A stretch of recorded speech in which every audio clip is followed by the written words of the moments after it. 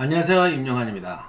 오늘의 주제는 알렉산드로스 대왕의 4대 전투 중에 두 번째로 벌어졌던 이소스 전투입니다.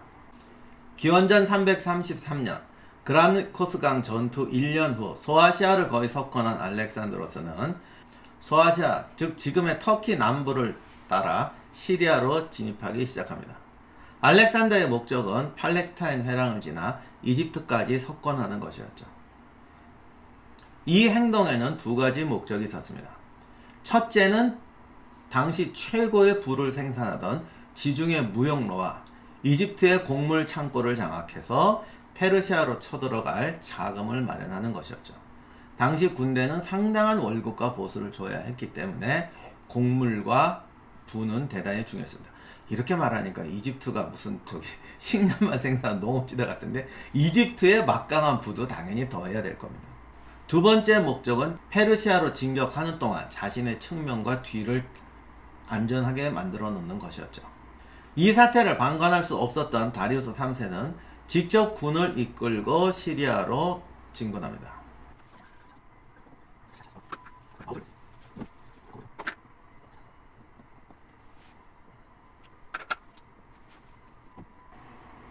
이곳은 현재 터키에서 시리아로 가는 곳에 있는 데르톨시라는 곳에 있는 델리카이라는 하천입니다. 당시 이름은 피나로스 강이었다고 해요. 당시 병력은 정확한 통계는 없는데 간단히 말하면 기병은 페르시아군이 훨씬 많았고 경보병도 몇 배는 많았고 중장보병은 수는 거의 비슷했지만은 전투력에서는 마케도니아군이 좀 앞서 있는 그런 상황이었습니다. 그리고 페르시아군도 자체 중장보병을 만들었지만 절반은 그리스 용병대였죠. 다리우스의 포진을 살펴보겠습니다. 다리우스는 중장보병대를 중앙에 배치합니다.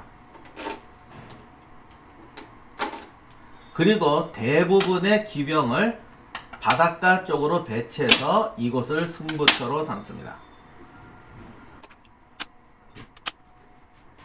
산 쪽에는 평범하게 적당히 병력을 배치했던 것 같아요.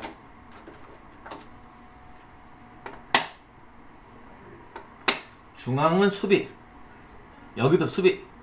페르시아군 좌익이 공격을 담당합니다.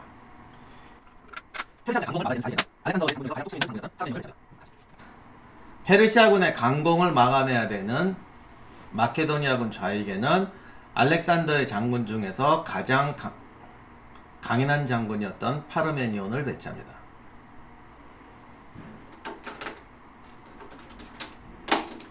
중앙에는 마케도니아군의 그 유명한 장창보병대를 배치합니다.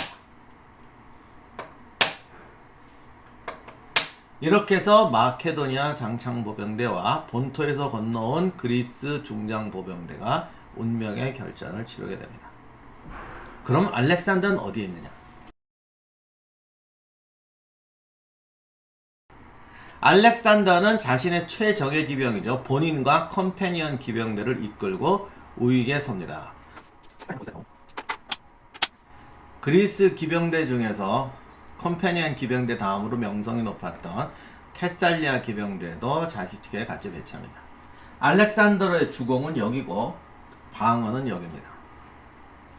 다리우스 입장에서 보니까 아무래도 이쪽이 좀 불안하거든요.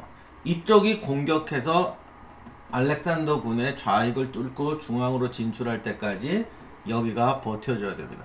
알렉산더 입장에서는 반대로 자신이 여기를 뚫고 가는 동안 여기가 버텨줘야 됩니다. 병력이 많았던 다리우스는 여기서 한 가지 계략을 씁니다. 강에 먼저 도착했던 다리우스는 경보병들을 먼저 산 위로 올려보냅니다. 이것은 고지라서 아래를 내려다볼 수 있죠. 그리고 정확하게 알렉산더 군의 측면을 감지하게 됩니다. 모든 전쟁에서 옆에다 적을 두고 앞으로 진격한다는 건 자살행위고 모든 군대가 가장 공포스러워하는 행동입니다. 다리우스의 생각은 이들이 알렉산더를 견제하면 이들이 여기를 먼저 쫓아내야 되겠죠. 그러는 동안에 시간을 끌게 되고 그 사이에 자신의 자랑하는 기병대가 파르메니온 부대를 뚫어주기를 기대했을 겁니다. 그런데 알렉산더가 어떻게 하느냐? 제가 여기 가보진 않았지만 위성지도로 보니까 의외로 이게 완만하고 멀더라고요. 알렉산더는 소소의 경보병을 보냈는데 아니나 다를까 그의 예상대로 얘들은 싸우지도 않고 도망쳐버립니다. 따라서 측면의 위협을 간단히 제거해버려요. 이들이 산에 올라와 있는 위치, 포메이션을 보고 자들이 전투에 적극적인 의지가 없다는 걸 즉시 파악했던 것이죠. 자, 그리고 이제 전투가 시작됩니다. 중앙에 있는 마케도니아 장창부대는 그야말로 명예심과 자부심이 풍부한 애들입니다. 모든 전투에서 우리가 선봉을 서야 되고 주역이 돼야 한다. 그리스 군도 이것을 알고, 이제 페르시아 군이 된 그리스 군도 이것을 알고 하천을 이용해서 강력한 방어선을 쳐놨어요. 그럼에도 불구하고 장창보병대는 굴하지 않고 진격을 했어요. 물론 이쪽 그리스 군도 잘 싸웠기 때문에 여기서 수백 명이 넘는 상당한 희생자를 냅니다. 아무튼 장창보병대는 투지 있게 희생을 무릅쓰고 강렬한 전투를 벌입니다. 알렉산더 역시 가만히 있을 수 없죠. 측면에 적을 쫓았으니 최대한 빠르게 이쪽으로 공격을 합니다. 돌진을 시작하자 어이없게도 이쪽이 비어버리게 돼요. 그러자 이쪽에 있던 그리스 용병대가 안으로 침투해서 장창보병대의 측면을 공격하게 됩니다. 거의 전멸의 위기에 빠져버리죠. 자, 그러면 좌익은 어떻게 되느냐? 전투가 개시되기 전에 알렉산더는 테살리아 기병대를 몰래, 정말 몰래 보병들 뒤로 살짝 걸어서 말에서 내려서 이쪽에다 이동 배치합니다. 페르시아군의 돌진이 시작이 됐어요. 페르시아군은 그동안 늘 문제가 자기들이 경보병이기 때문에 돌파력과 방어력이 약했거든요. 그것을 보완하기 위해서 이번엔 중무장 기병을 동원해서 탱크처럼 여기를 뚫으려고 했어요. 여기서 알렉산더가 숨겨놨던 테살리아 기병대가 맹활약을 합니다. 정확한 전황은 모르지만 보병들은 뒤에 있었을 것이고 또 여기에 가장 뛰어난 궁병대였던 크레타 궁수대도 같이 배치했어요. 근데 문제는 이 테살리아 기병대는 완벽한 경비병이었다는 거죠. 중무장 기병들이 돌진을 시작하니까 야들이 붙어서 히트앤런 작전을 칩니다. 아무리 경기병이라도 이걸 무시하고 여기로 달려들 수가 없어요. 그러면 얘들이 뒤나 측면을 칠 테니까. 그리고 경기병이라는 건 이때는 투창으로 무장한 기병이긴 하지만 한 10m 밖에서 5m 밖에서 공격한단 말이에요.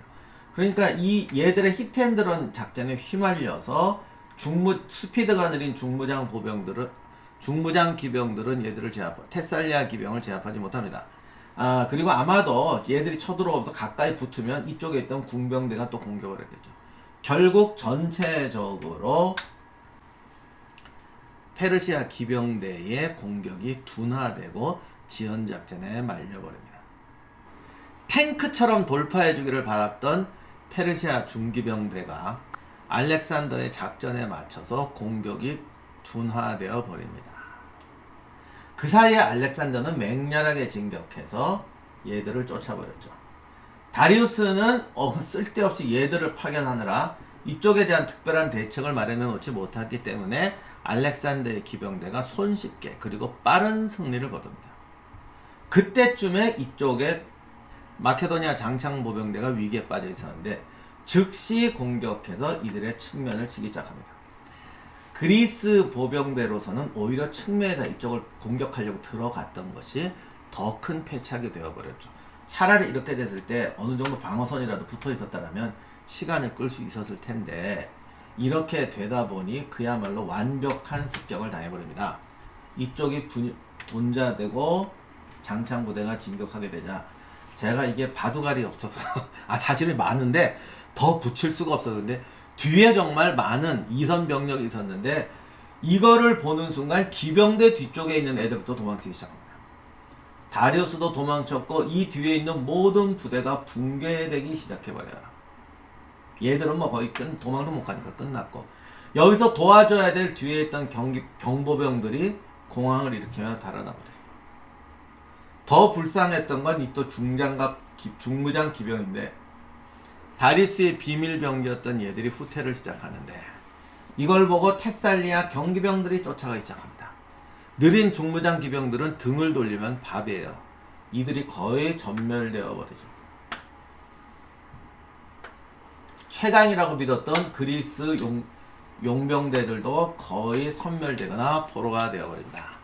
이렇게 해서 이수스 전투는 알렉산더의 대승리로 끝났고, 다리우스는 얼마나 급하게 달아나는지 자기가 자신의 텐트와 아내와 어머니와 딸 아들까지 놔두고 도망치게 되죠. 결국 그들은 알렉산더의 포로가 됩니다.